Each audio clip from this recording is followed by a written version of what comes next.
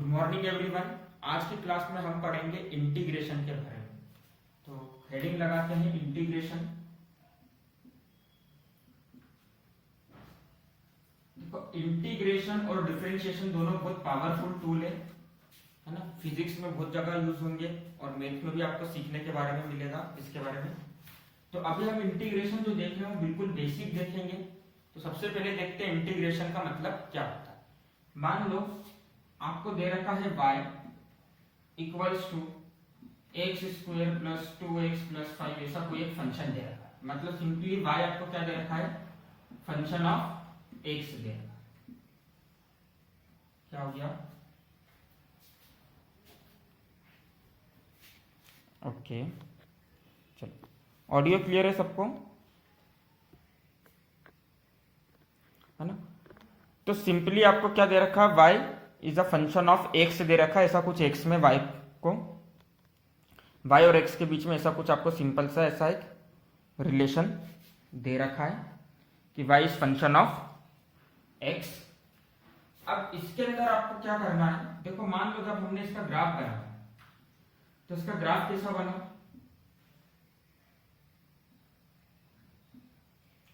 इसका ग्राफ कुछ ऐसा बना। अब आपको बोल दिया जाए कि इसके ग्राफ का एरिया फाइंड करो। क्या फाइंड करो, एरिया। तो ग्राफ के अंदर का एरिया मतलब ग्राफ के नीचे का एरिया फाइंड करना है। तो ग्राफ के नीचे का एरिया फाइंड करने के लिए हमने क्या करा, यहां से परपेंडिकुलर ड्रॉ करा और यहां से परपेंडिकुलर ड्रॉ करा। पर देखो हमको रेक्टेंगल का एरिया निकालते आता है, स्क्वायर का एरिया निकालते आता है, ट्राइंगल का एरिया निकालते आता है ना। पर क्या यहाँ पर रेक्टेंगल, स्क्वायर, ट्राइंगल या जो भी आप रेगुलर ज्योमेट्रिकल शेप के एरिया निकालते हो वैसा कोई सा शेप बन रहा है क्या, नहीं बन रहा है। तो बहुत सोचा गया और सोचने के बाद एक कंक्लूजन निकाला गया कि जब भी हमको ऐसा इरेगुलर एरिया निकालना होगा तो हम क्या करेंगे। तो कंक्लूजन क्या था कि आप क्या करो, इस बड़े से एरिया को छोटी छोटी रेक्टेंगुलर स्ट्रिप के फॉर्म में क्या कर दो, डिवाइड कर दो। मतलब छोटी छोटी स्ट्रिप्स के फॉर्म में क्या कर दो,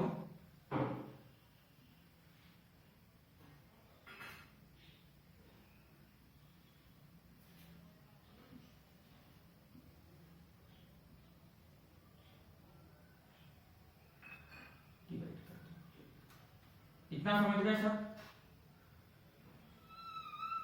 तो हमने क्या करा, इस इरेगुलर एरिया को छोटी छोटी स्ट्रिप्स के फॉर्म में डिवाइड कर दिया। देखो अभी भी प्रॉब्लम सॉल्व नहीं हुई है। अभी भी अगर हम एरिया निकालने जाए तो एरिया हमको किसका आता है, रेक्टेंगल का निकालने का। तो देखो नीचे से तो ठीक है, पर क्या ये ऊपर से रेक्टेंगल बना रहा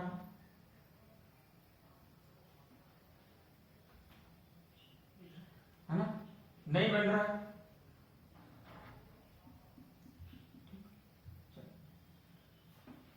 सिमिलरली यहाँ पर आप देखोगे, यहाँ आप देखोगे तो थोड़ा थोड़ा चीजें क्या होगी, कहीं ना कहीं छूटेगी।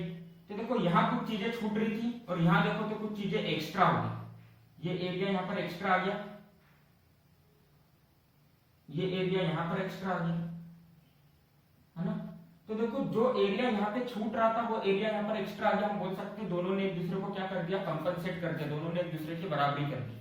मतलब यहाँ पे 1 सेंटीमीटर स्क्वायर का एरिया छूट रहा था, यहाँ पे 1 सेंटीमीटर स्क्वायर एक्स्ट्रा आ गया। बोल सकता हूं मैं सब,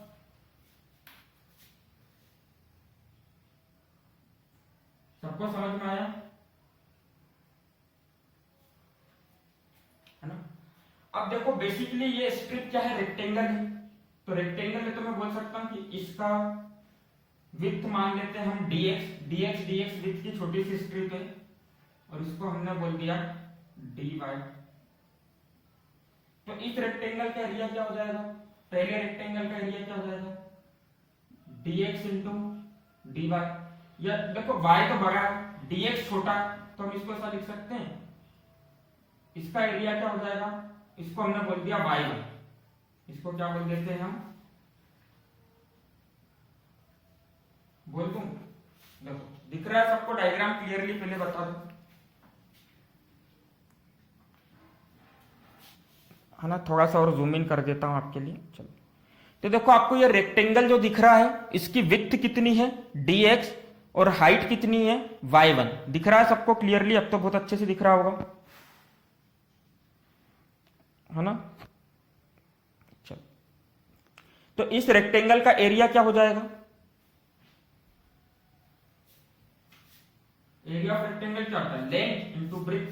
तो इसको मैं लिख सकता हूं y1 इंटू dx, पहले रेक्टेंगल का एरिया। सिमिलरली दूसरे रेक्टेंगल का एरिया क्या आ जाएगा?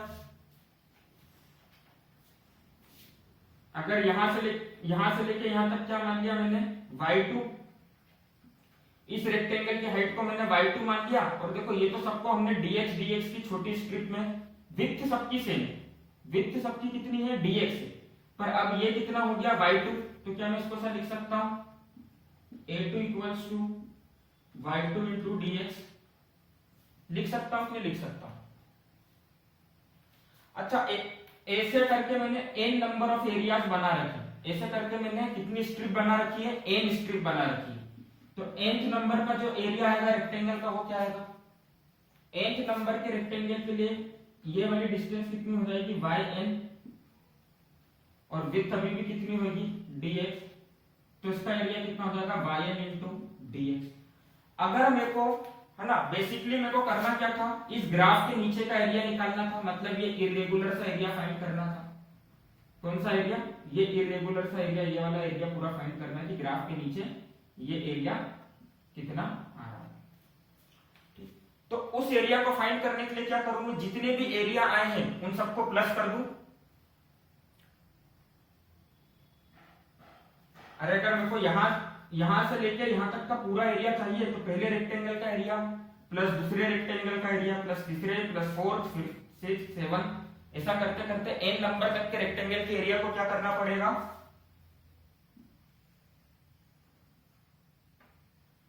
प्लस करना पड़ेगा। तो क्या हो जाएगा? इसको मैं ऐसा लिख सकता हूं y1 into dx plus y2 into dx plus yn into dx। Visible है सबको कि रेंज के बाहर है? Okay, yn into dx।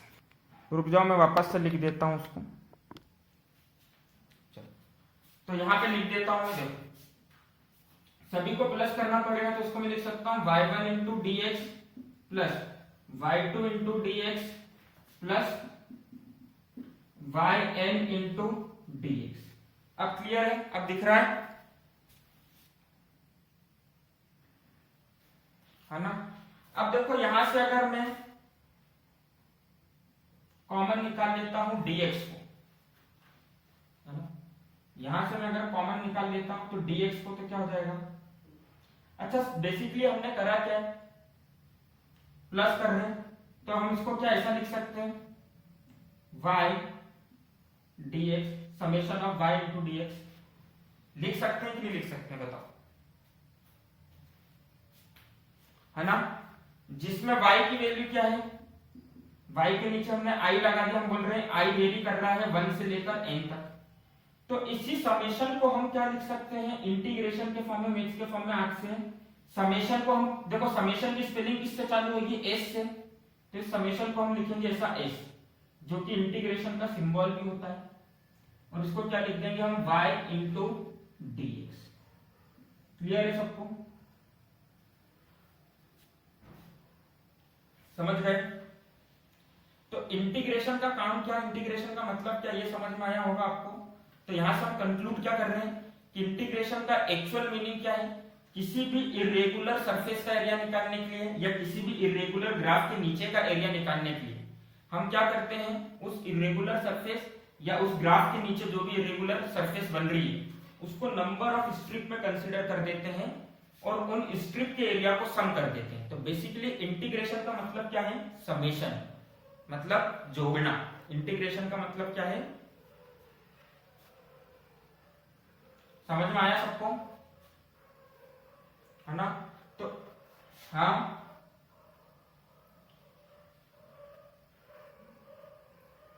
देखो समेशन की स्पेलिंग किससे चालू होती है? एस से। तो हमने एक नया कॉन्सेप्ट बनाया था, हम समेशन लिखने की जगह, क्योंकि ये dx बहुत छोटा है, ये y भी बहुत छोटा है, तो छोटी वैल्यू के लिए जैसे हम वहां पे डेल्टा एक्स को क्या लिखते थे, dx लिखते थे। वैसे छोटी वैल्यूज के लिए हमने समेशन को क्या लिखना चालू कर दिया, इस सिंबल से। समेशन के एस को हमने ऐसा बनाना चालू कर दिया, एस बनता है तो उस एस को हमने ऐसा बनाना चालू कर दिया, और नाम क्या लिखा उसका, इंटीग्रेशन। क्लियर है ना। चलो अब इंटीग्रेशन के अंदर भी फॉर्मूले होंगे, जैसे हमने डिफरेंशिएशन में फॉर्मूले देखे थे, है ना। तो इंटीग्रेशन के फॉर्मूले लिख लो, है ना। पहले फॉर्मूले लिख लो, फिर हम क्वेश्चंस करेंगे। हाँ बोलो बोलो। नहीं, एक्यूरेट रहता है, ऑलमोस्ट एक्यूरेट रहता है, मतलब अप्रोक्सीमेट एरिया निकलेगा। जो तुमको यहाँ पे लग रहा है कि सर यहाँ पे छूट गया, यहाँ पे छूट गया और यहाँ पे एक्स्ट्रा कवर हो गया, तो हम यह मानते हैं कि कंपनसेशन हो जाता है। क्या वो तो ग्राफ के ऊपर डिपेंड करेगा, और जो डिफरेंस भी आएगा, जैसे मान लो इसका एक्चुअल एरिया कुछ एक्यूरेट एरिया आ रहा था इसका कुछ 2.84264 सेंटीमीटर स्क्वायर, हमने मान लो इंटीग्रेशन से निकाला, एरिया आया 2.762। तो देखो बहुत छोटा सा डिफरेंस है। डिफरेंस क्या है, बहुत छोटा सा है। और छोटा सा डिफरेंस क्यों है, क्योंकि हमने स्ट्रिप भी छोटी छोटी कंसीडर करी।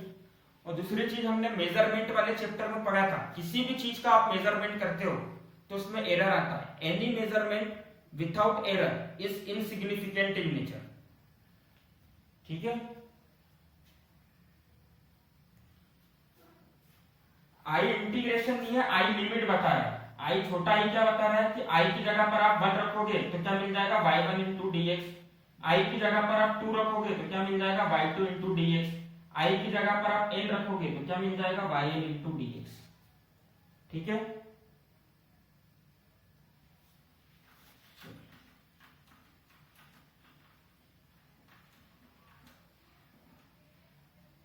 देखो इंटीग्रेशन को बेसिकली हम रिप्रेजेंट करेंगे कैपिटल आई से।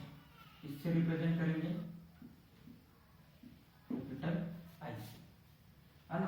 तो इंटीग्रेशन ऑफ कोई आपको बोलता है x, तो आप क्या लिखोगे इसको, इंटीग्रेशन ऑफ x मतलब x इंटू dx। ठीक, इस तरह से आपको इसको सॉल्व करना पड़ेगा। तो अभी हम उसके फॉर्मूले के लिए बात कर लेते हैं। देखो सबसे पहला फॉर्मूला क्या होगा, इंटीग्रेशन ऑफ dx। तो dx का इंटीग्रेशन कितना होता है, x। बेसिकली इंटीग्रेशन डिफरेंशिएशन का क्या है, अपोजिट है। डिफरेंशिएशन में हम क्या करते थे, बड़ी सी चीज को बिल्कुल छोटे छोटे पॉइंट में तोड़ कर देखते थे। इंटीग्रेशन में हमने क्या करा, छोटी छोटी चीज को मिलाकर एक बड़ा एरिया फाइंड कर लिया। तो दोनों एक दूसरे के क्या हो गए, अपोजिट। इंटीग्रेशन ऑफ x की पावर n इंटू dx, इसका फॉर्मूला क्या हो जाएगा, x की power n plus 1 divided bye n plus 1। देखो डिफरेंशिएशन में क्या करते थे, पावर में से माइनस करते थे, यहां पे पावर में क्या करना है, प्लस करना है। और डिफरेंशिएशन में कोफिशिएंट का आगे मल्टीप्लाई करते थे, यहाँ पे कोफिशिएंट का आगे क्या करा, जो पावर है उसका क्या कर दिया, डिवाइड कर दिया। चलो जब भी आप इंटीग्रेशन करोगे हमेशा क्या लिखोगे, कांस्टेंट। तो लिखते जाओ कांस्टेंट c क्या है, कांस्टेंट कोई भी नंबर हो सकता है ना। 3 नंबर का फॉर्मूला क्या होगा, देखो 1/x dx का अगर आपको इंटीग्रेशन करने को आ जाए तो आप डायरेक्टली क्या लिखोगे इसको, log x। क्या होगा इसका आंसर, log x प्लस। एक चीज बताओ, log x का डिफरेंशिएशन क्या होता था,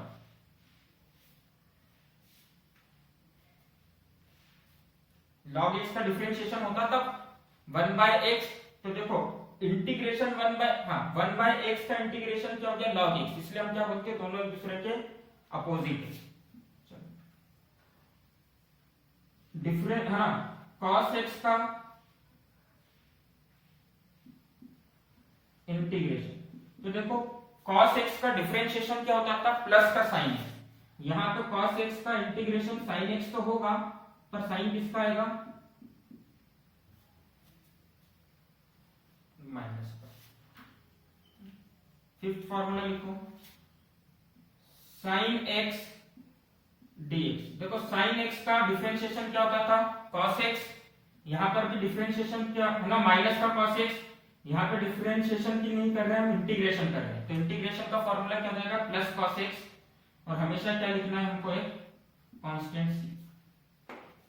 क्लियर है सबको? लिख लो ये फॉर्मूले और फॉर्मूला।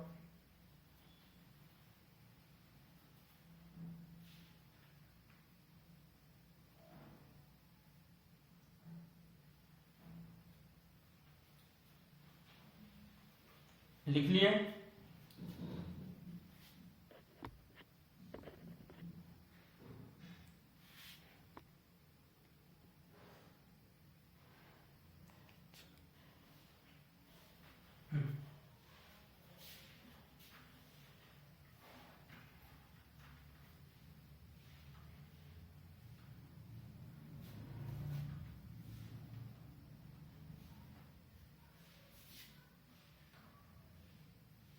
सिक्स्थ नंबर का फॉर्मूला देखो, e की पावर x dx का इंटीग्रेशन भी क्या होता है, e की power x plus constant sec square x में सेक स्क्वायर x dx। अच्छा, सेक स्क्वायर x किसका डिफरेंशिएशन होता था, tan x का। dy dx of tan x क्या होता था, सेक स्क्वायर x। यहाँ पे हम सेक स्क्वायर x का इंटीग्रेशन कर रहे हैं, तो आंसर में क्या आ जाएगा,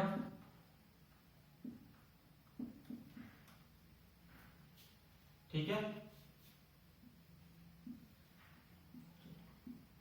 cosec स्क्वायर x dx।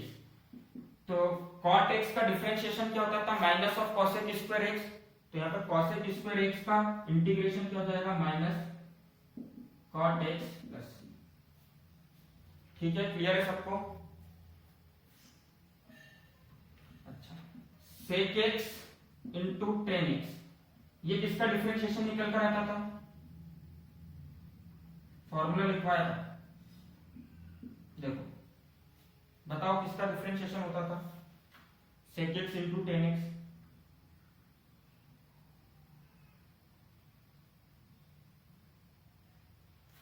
है ना? तो sec x into tan x का इंटीग्रेशन क्या हो जाएगा, sec x प्लस c। एक और होगा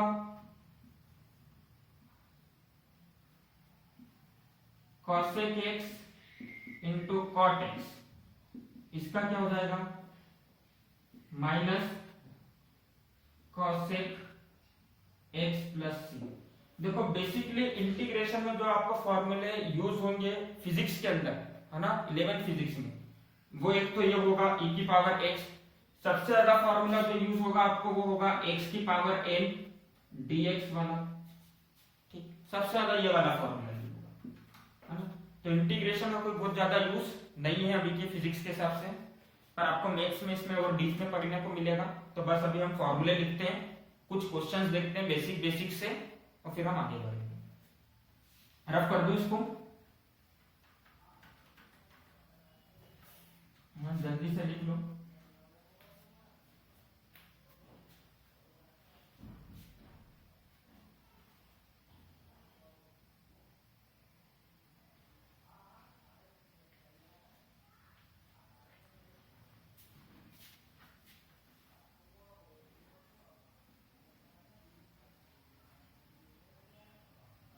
कांस्टेंट, सी कांस्टेंट है, जब भी आप इंटीग्रेशन करेंगे तो कांस्टेंट लिखेंगे।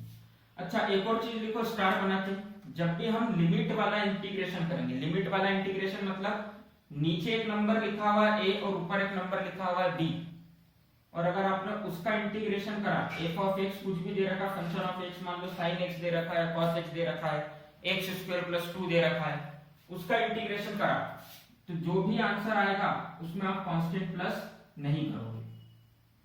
ठीक है, इसको अपन एग्जांपल की हेल्प से देखेंगे। चलो पहला क्वेश्चन देखो, अगर आपको बोल दिया जाए फाइंड इंटीग्रेशन ऑफ x की पावर 5 30 टाइम्स ऑफ x की पावर 5, क्या करोगे?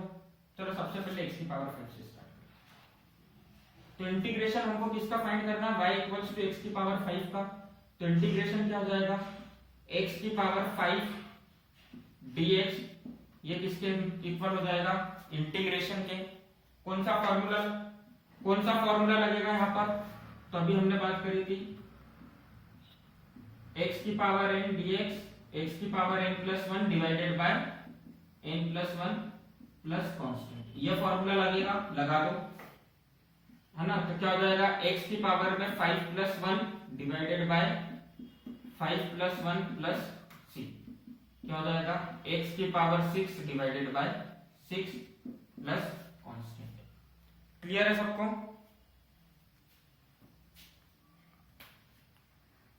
है ना।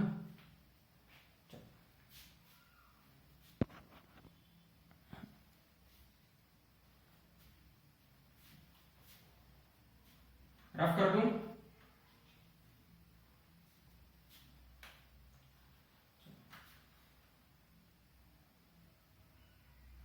ऐसा क्वेश्चन आ जाए, y equals to 100 into x की पावर 9, क्या करोगे? देखो डिफरेंशिएशन में भी याद करो, हम कांस्टेंट को कहां लेते थे, आगे। मतलब अगर इंटीग्रेशन में ऐसा ब्लॉक बना के लिख लो, अगर इंटीग्रेशन में ऐसा आ जाए कांस्टेंट मल्टीप्लाई एक्स और dx, या कांस्टेंट मल्टीप्लाई एक्स के फॉर्म में कुछ भी लिखा मतलब फंक्शन ऑफ एक्स और dx, तो हमेशा क्या करना है, कांस्टेंट को, कांस्टेंट मतलब ये नंबर कभी चेंज नहीं होगा, तो नंबर को कहां रखोगे आप, बाहर, और इंटीग्रेशन किसका करोगे,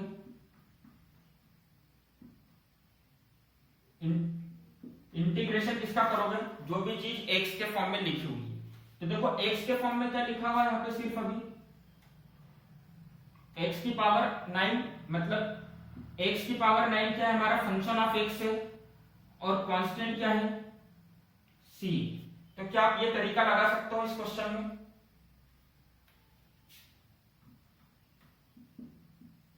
क्या हो जाएगा, 100 x की पावर 9 dx, क्या हो जाएगा, आंसर करके बताओ।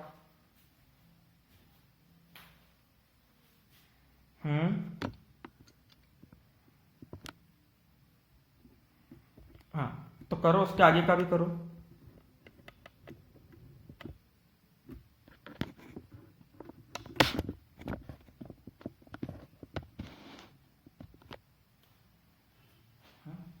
देखो क्या हो जाएगा, 100 बाहर आ गया, x की पावर 9 dx, तो 100 को हमने ऐसे रखा, x की power 9 plus 1 divided bye 9 plus 1 plus constant, क्या हो जाएगा, 100 x की पावर 10 डिवाइडेड बाय 10, आंसर क्या आ जाएगा, 10 10 जा 100, 10 x की पावर 10, ये आपका आंसर हो जाएगा। क्लियर है सबको, करने से बन जाएगा, है ना, बन जाएगा सबको, रफ कर दें, ट्राई करने में क्या बनना चाहिए, चलो ये करो जब तक, अच्छा ट्राई करना है तो 36 x की पावर 5, आंसर बताओ जल्दी से, है ना, जल्दी जल्दी करो।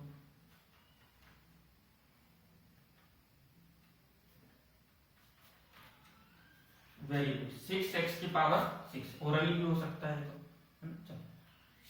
अगला क्वेश्चन देखो, अगर आपको ऐसा दे दे, दो तीन फंक्शन का plus they they, for example 3x की power 4 plus 2 sin x plus e की पावर x, इसका आपको क्या करना है, इंटीग्रेशन। तो याद करो डिफरेंशिएशन करते समय हम क्या करते थे, एक एक करके डिफरेंशिएशन करते थे, मतलब डिफरेंशिएशन वाले ऑपरेटर का सब में मल्टीप्लाई करते थे, तो वही चीज यहां पर भी करनी है। तो सबसे पहले हम इसको कैसा लिखेंगे, इंटीग्रेशन ऑफ 3x की power 4 plus 2 sin x plus e की power x dx।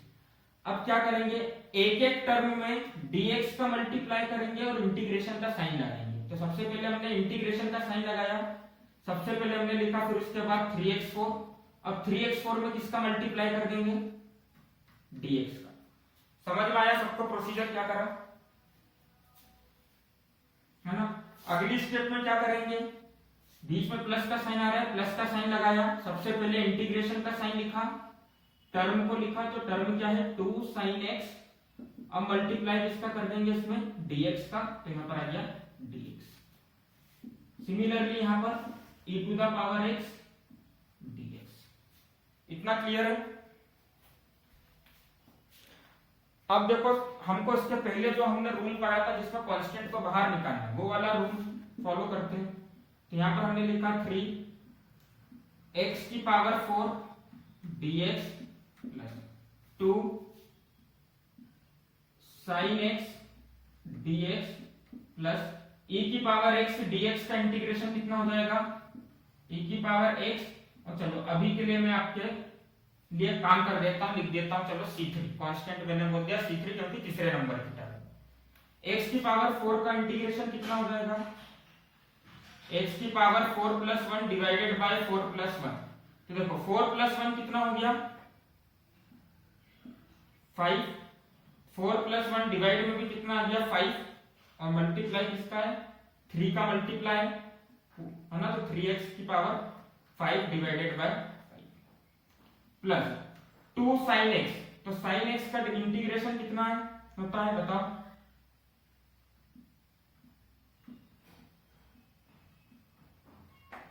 sin x का इंटीग्रेशन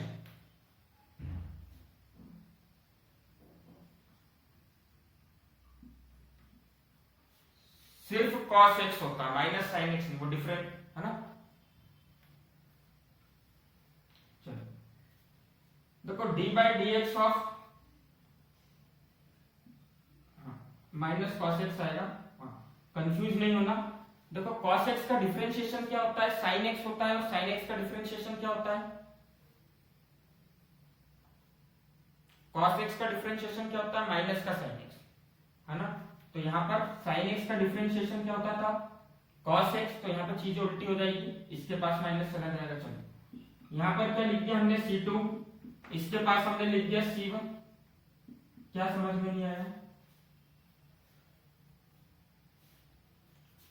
अरे साइन एक सेकेंड मेरे बात सुनो, इसका इंटीग्रेशन समझ में आ गया x की पावर 5 डिवाइडेड बाय 5 इंटू 3। अभी फॉर्मूला लिखा है, इस फॉर्मूले की जगह पर क्या लिख सकता हूं, देखो फॉर्मूले में क्या लिखा है माइनस का cos x लिखवाया, तो उसका इंटीग्रेशन का है ना फॉर्मूला cos x ही होगा, वही है ना, माइनस cos x नहीं होगा। e की पावर x dx में फॉर्मूला लगाया, तो इसकी जगह पर क्या आ गया e की पावर x, तो e की पावर x c3, ठीक, प्लस में इसके साथ में c2 प्लस e की पावर x। अब देखो c1 भी कांस्टेंट है, c2 भी कांस्टेंट है, c3 भी कांस्टेंट है, तो हम क्या करते हैं जब भी ऐसी केस होती है तो हम अलग अलग कांस्टेंट नहीं लिखते हैं, हम डायरेक्टली क्या करते हैं कांस्टेंट को लिखते हैं।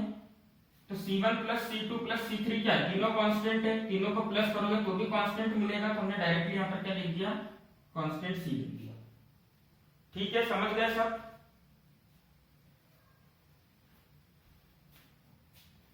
है ना। चलो एक क्वेश्चन और देख लो इसमें का,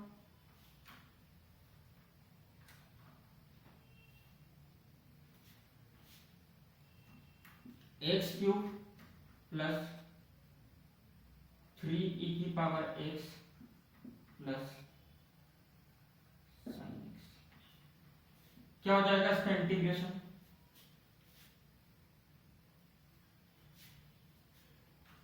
सेम क्वेश्चन है, क्या हो जाएगा इंटीग्रेशन, सेम पैटर्न का क्वेश्चन है, एक्स क्यूब प्लस 3 e की power x plus sign x dx।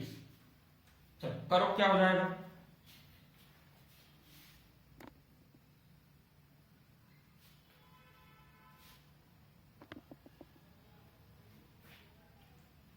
क्या आंसर आएगा, देखो क्वेश्चन दिख रहा है सबको, है ना। करो क्या हो जाएगा, इंटीग्रेशन करेंगे तो ये हो जाएगा x cube plus thrice of e की power x plus sine x, इसका इंटीग्रेशन कर दिया हमने dx के साथ ही, तो क्या हो जाएगा x cube dx plus 3e की power x dx plus sine x dx। तो x की पावर 3 का इंटीग्रेशन क्या हो जाएगा, x की पावर 4 डिवाइडेड बाय 4, डायरेक्टली लिख दूं 3 प्लस 1 4, 4 डिवाइडेड बाय 4। सबको समझ में आ गया? 3 को बाहर करा, इंटीग्रेशन e की power x dx, sine x का इंटीग्रेशन कितना होता है cos x, चलो x की power 4 divided by 4 thrice of e की power x plus cos x plus constant. आ गया इंटीग्रेशन। अब इसके अंदर जो मैं अभी एक चीज बोल रहा था, देखो इससे ज्यादा इंटीग्रेशन का मतलब क्वेश्चन आपको अभी फिजिक्स के अंदर यूज नहीं होगा, मैथ्स के अंदर जो यूज होगा वो आप मैथ्स के टाइम पे देखना, है ना। अभी जो फिजिक्स के अंदर एक पोर्शन इंटीग्रेशन का यूज होने वाला है वो कॉन्सेप्ट ऑफ लिमिट के ऊपर है। तो वो कॉन्सेप्ट क्या है, अगर मान लो मेरे को ऐसा दे दिया बाय इंटीग्रेशन फाइंड करो आप किसका 2x स्क्वायर, इंटीग्रेशन किसका फाइंड करना है मेरे को 2x स्क्वायर, और लिमिट दे दी है 1 से लेकर 3 तक। क्या लिमिट दे दी है, तो देखो नीचे वाले पोर्शन में जो लिखा हुआ है उसको हम बोलते हैं लोअर लिमिट, इसको हम क्या बोलेंगे, और इसको हम क्या बोलेंगे अपर लिमिट। देखो इसके पहले आपने स्टैटिस्टिक्स पढ़ा होगा तो उसमें lower limit of class, upper limit of class याद आया कुछ, है ना। तो वैसे ये भी क्या है लोअर लिमिट और अपर लिमिट। तो इसका इंटीग्रेशन करने के लिए क्या करेंगे हम, 2 को बाहर निकाला, इंटीग्रेशन को हम अभी ऐसे ही लिखेंगे, 1 लोअर लिमिट है 2 अपर लिमिट है, एक्स स्क्वायर dx। चलो एक्स स्क्वायर का इंटीग्रेशन क्या हो जाएगा,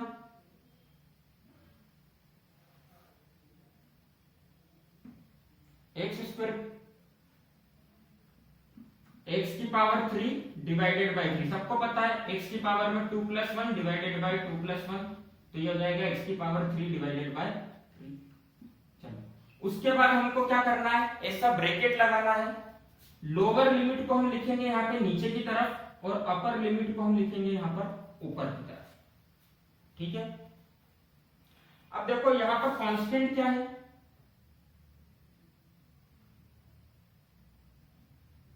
बोल सकता हूं 1/3 कांस्टेंट है। अरे ये ऐसा लिखा हुआ है एक्स क्यूब डिवाइडेड बाय 3, तो बोल सकता हूं मैं कि ऐसा लिखा हुआ है एक्स क्यूब इंटू 1/3, तो 1/3 क्या है कांस्टेंट है। तो कांस्टेंट वाली टर्म को हम बाहर कर देते हैं, तो क्या हो जाएगा 2/3। ये सबको समझ में आ गया क्या करा मैंने, क्लियर है सबको, जल्दी बता दो।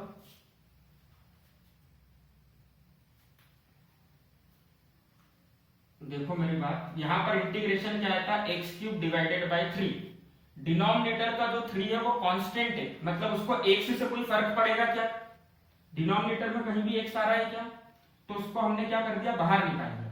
तो बाहर निकालेंगे तो देखो 2 तो ऑलरेडी था, 1/3 को बाहर निकाला तो 2 इंटू 1/3 कितना हो जाएगा, है ना। और x क्यूब को हमने एज इट इज लिख दिया, लोअर लिमिट की जगह पे लिखा 1, अपर लिमिट की जगह पर हमने क्या लिखा 2। अभी तक कोई दिक्कत है किसी को, है ना। तो देखो जब भी लिमिट वाली चीज आती है तो एक बॉक्स बना लो, सब इस बॉक्स में लिख लो याद रखने के लिए। हमेशा आप क्या करोगे, upper limit minus lower limit, आप हमेशा क्या करोगे upper limit minus lower limit, मतलब इस ब्रैकेट के अंदर जहां जहां x आ रहा है वहां पर सबसे पहले आप क्या लिख दो अपर लिमिट, बीच में माइनस का साइन लगाओ, फिर जहां जहां x आ रहा है वहां पर क्या लिख दो लोअर लिमिट। कैसे देखो 2/3 सबसे पहले क्या लिखना है अपर लिमिट, मतलब जहां x आ रहा है वहां पर अपर लिमिट लिख दो, तो x की जगह पर क्या लिखूंगा मैं 2, समझ में आया सबको। x x की जगह पर क्या लिखूंगा 2 और x का क्यूब था मतलब 2 का क्यूब। अब माइनस लगाऊंगा, लोअर लिमिट लिखूंगा, तो x की जगह पर मेरे को लोअर लिमिट लिखनी है, तो x की जगह पर क्या लिखा मैंने 1 और लोअर लिमिट क्या है 1 है और x का क्यूब मतलब 1 का क्यूब। चलो 2 का क्यूब कितना होता है 1 का क्यूब 1, 8 माइनस 1 7, तो 2 इंटू 7 डिवाइडेड बाई 3 मतलब आपका आंसर क्या गया 14/3। क्लियर है, कोई डाउट इसके अंदर है ना। सिमिलरली अच्छा अगर आपका इंटीग्रेशन वाले बॉक्स में ऐसा पूछा जाए x की पावर 4 प्लस है ना x की पावर 4, या चलो ऐसा आ गया sine x divided by x square. Upper limit दे रखी है 2 और लोअर लिमिट दे रखी है 1, तब क्या करोगे, कॉन्सेप्ट याद करो, जहां जहां x आ रहा है सबसे पहले क्या करोगे अपर लिमिट लिखोगे, मतलब क्या लिखोगे sine 2 divided by sine 2 divided by x square मतलब 2 का square minus sine 1 divided by 1 का स्क्वायर। क्लियर है सबको, है ना। एक बार जरा इसके लिए लिख के बता दो मेरे को, क्या लिखोगे upper limit minus lower limit करके कैसे लिखोगे, थोड़ा मेरे को क्लियर हो जाए कि आपको समझ में आया है कि नहीं। मान लो इंटीग्रेशन करा e की power 2x divided by x आ गया है ना 3 और यहां पे लिखा हुआ है 1, क्या लिखोगे, तो सही चीज है, यहां पर आप क्या लिखोगे e की पावर 2, जहां जहां x आ रहा है सबसे पहले अपर लिमिट, तो 2 इंटू 3 डिवाइडेड बाय 3, बीच में माइनस का साइन, जहां जहां x आ रहा है वहां पे lower limit 2 into 1 divided by 1, तो ये कितना हो जाएगा e की पावर 6/3 माइनस e की पावर 2। ठीक है, तो आज की क्लास हम यहीं पर एंड करते हैं। Bye everyone, have a good day.